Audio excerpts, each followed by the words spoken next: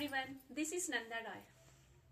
आज का जो मेरा टॉपिक है वो मेन उन बच्चों के लिए है जो बच्चे बहुत जिद्दी हैं, जिन बच्चों को हैंडल करना मुश्किल है।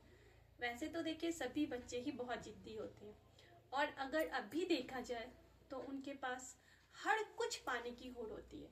मतलब उनको जो दिखता है वो चाहिए, दिखना ही नहीं, जो उसे पसंद आ गया उसे वो चाहिए, वो छोटे बच्चे हो चाहे बड़े बच्चे हो। लेकिन मैं अपने इस वीडियो में उन बच्चों के विषय में कहना चाहती हूँ जो बच्चे काफी छोटे हैं, 10 से 12 साल की उम्र में, और जो किसी चीज को लेने के लिए बहुत ज्यादा जिद कर देते हैं। इस सिचुएशन में सबसे ज्यादा प्रॉब्लम पेरेंट्स को होती है, क्योंकि उन बच्चों को ये पता नहीं होता है कि वह जिस चीज की डिमांड कर रहे हैं उसकी कीमत क्या है। हमारे पेरेंट्स उस चीज को देने के लिए एफर्टेबल है क्या नहीं, वो उसकी कीमत का एफर्ट कर सकते हैं क्या नहीं। लेकिन हमें तो इसकी चिंता होती नहीं है, बस वो चीज चाहिए तो चाहिए, और नहीं मिलने के बाद वो इतना जिद कर देते हैं, इतना जिद कर देते हैं कि पेरेंट्स को यहाँ तक कि हाथ और थप्पड़ भी उठाना पड़ जाता है। लेकिन यही वो सिचुएशन है जहाँ पे हमें उन्हें मारना पीटना नहीं चाहिए, उन पे चीखना चिल्लाना नहीं चाहिए, उनको बहुत प्यार से हैंडल करना चाहिए। क्योंकि ये तो बहुत मुश्किल है कि ऐसे बच्चे को हैंडल करो, वो जिद मचा रहे और हम उस चीज के लिए उसको मना कर रहे हैं, लेकिन बार बार उसे चाहिए चाहिए, और इस तरह से करके वो जिद मचाने लगते हैं। कभी कभी तो वैसे सोशल एरियाज में भी हमें परेशान कर देते हैं। उस समय हमें लगता है अब हम करें तो क्या करें, 10 लोग हमें देखने लगते हैं, उस समय भी हमें बहुत बुरा लगता है, लेकिन उसे चाहिए तो चाहिए। देखिए ये वीडियो जो मेरा है छोटे बच्चों के लिए। जो सिचुएशन हो रही है वो छोटे बच्चों के लिए हो रही है, लेकिन जो कंडीशन है उसे पेरेंट्स कैसे हैंडल करें उनके लिए है। तो मेरा लगभग जितना भी वीडियो आता है उसमें पेरेंट्स और बच्चे दोनों का रिलेशन होता है। मतलब बच्चे एक्टिविटी शो कर रहे हैं और पेरेंट्स उन्हें हैंडल कर रहे हैं। इससे पहले भी जो वीडियो था उसमें भी इन्हीं सब बातों को कहा गया था कि मतलब कैसे बच्चे यदि हमेशा मोबाइल देखे, बच्चे हमेशा टीवी देखे, वो पढ़ना नहीं चाह रहे हैं तो उनको हम कैसे हैंडल करें। तो इसमें भी सेम वही चीज है कि हम छोटे बच्चे को या फिर जो एडोलसेंस में जा रहे हैं उनको भी हम कैसे हैंडल करें। तो पेरेंट्स इसे बहुत ध्यान से देखेंगे और शायद कहीं ना कहीं हमें ये टिप्स बहुत कामगर होगा, और कभी ना कभी हम इस टिप्स को अपनाएंगे तो शायद हम बच्चों को मारने पीटने और बच्चों के जो जिद्दीपन है उनसे हम थोड़ा बहुत तो सॉल्व कर ही सकते हैं उनके इस प्रॉब्लम को।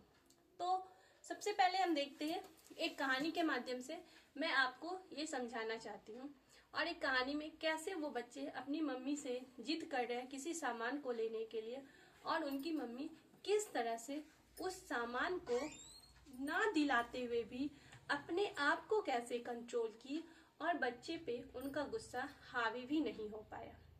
ठीक है, तो कहानी स्टार्ट करती हूँ। एक छोटी सी स्टोरी है, ज्यादा लंबी नहीं है। ऐसा नहीं कि वीडियो 2-4 घंटे की चलेगी, नहीं, 2 से 3 मिनट की वीडियो है और आप इससे बहुत कुछ सीखने के लिए मिलेगा। लेकिन इस स्टोरी को यदि आप अपने लाइफ में अप्लाई कर लेते तो ये आपके लिए काफी एप्लीकेबल होगा।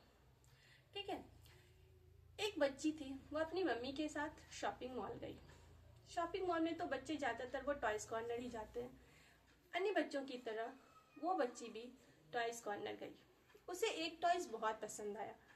बच्चे जब टॉयज कॉर्नर जाते हैं ना तो उनको ये भी लेना होता है, वो भी लेना होता है, वो भी लेना होता है, वो सभी चीज को ऐसे पकड़ के रखते हैं कि मुझे सब कुछ लेना है। उस सिचुएशन में पेरेंट्स को बहुत ज्यादा प्रॉब्लम फील होती है। तो वो बच्चा भी वही कर रहा था। वो बच्ची उस सामान को ले ली, उस टॉय को, मम्मी मुझे लेना है करने लगी। उसकी मम्मी ने कहा बेटा अभी नहीं, बाद में। अब वो जिद करने लगी। अब मम्मी को लगा मुझे तो इसे दिलाना पड़ेगा। फिर वो एक टिप्स अपनाई। उन्होंने कहा रिलैक्स प्रिया। फिर वो बच्ची रोने लगी। फिर उसने उन्हें बहुत समझाया, नहीं समझी। फिर उसने कहा रिलैक्स प्रिया। फिर वो बच्ची बोली मुझे लेना है तो लेना है। और उनकी तो एक्टिविटी बच्चों की बहुत ज्यादा हो जाती है, वो कभी कभी तो वो जमीन पे लेट भी जाते हैं। उसी तरह से वो बच्ची भी जमीन पर लेट गई। अब उनकी माँ को बुरा लगने लगा। उसने जोर से चिल्लाया कम ऑन प्रिया। एक आदमी उधर से आ रहा था। उन्होंने कहा मैडम आप इस बच्ची पे इतना जोर से क्यों चिल्ला रहे हो? बच्ची ने तो कुछ किया नहीं, उसे तो एक टॉय ही चाहिए ना, आप उसे दिला दो।